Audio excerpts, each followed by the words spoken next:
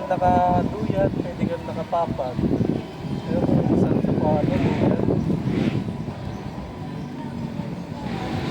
feeling like that. Kapag ka, marami nga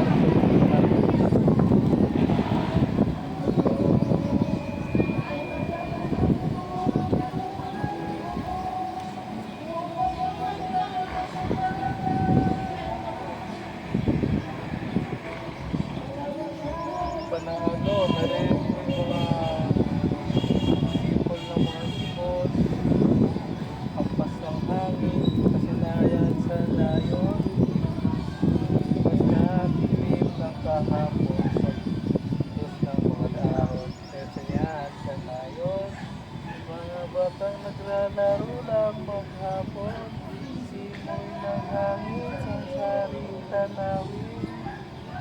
Lumipas na iyong tatahak, basta't walang tawag ang aariganin. Sa paraisong pinalalagyan natin. O, diba panalo, yahay ang buhay.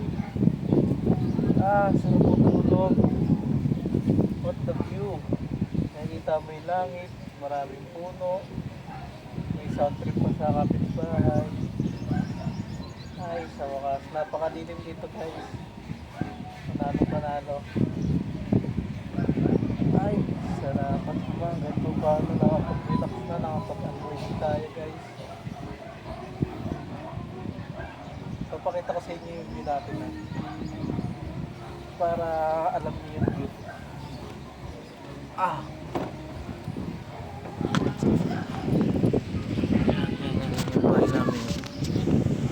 Bahay namin guys. Yan yung aming lugar.